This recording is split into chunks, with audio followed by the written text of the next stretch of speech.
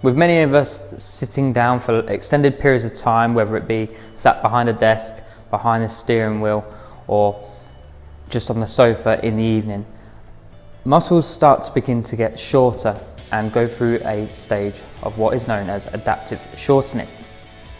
None more common than your hip flexors. So it's very important that you stretch the hip flexors out on a regular basis, as these muscles start to get tight and therefore disrupt your posture.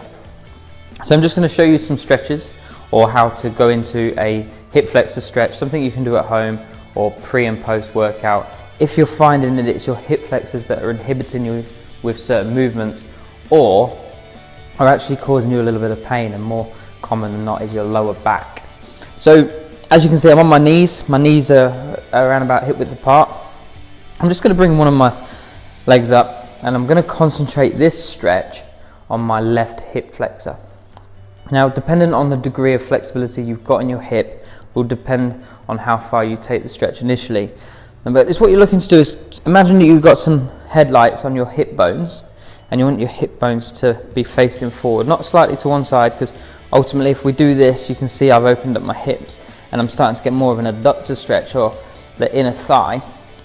So it's very important that I keep my hips facing forward, my chest up, and all I'm looking to do is have a 90-degree angle in this front leg, and then just gently lean on in.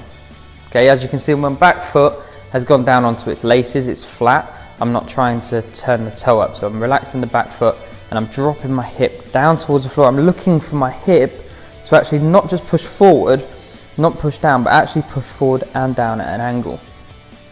Keeping my chest proud, what I'm looking to do is just open up this hip area here and start to feel the stretch across the hip, and therefore my hip flexors starting to be released a little bit. If you haven't got the flexibility to push too far, don't worry, just sit in this position, relax, take it to around about a 7 or an 8 out of 10. But if you can, just drop a little bit deeper in and start to open up that hip. Now, if you want to extend the fascia and actually, advance the stretch, you can raise your arm up into the air, and that just exaggerates the stretch and develops the stretch a little bit more. You don't have to at this stage, you can just sit comfortably here and relax into it. You're looking to hold the stretch for around about 15 to 20 seconds.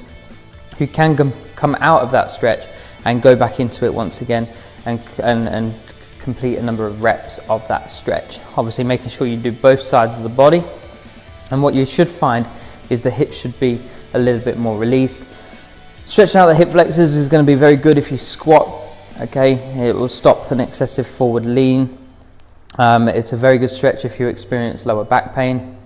But it's a very good stretch in general if you're quite an active person. Like I said, we sit down in in a closed position a lot of the time.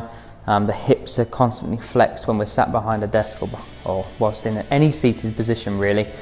So if you are an active person, and especially runners, etc., hip flexor stretch will be a very important one to put into your weekly, if not daily routine. Give it a go.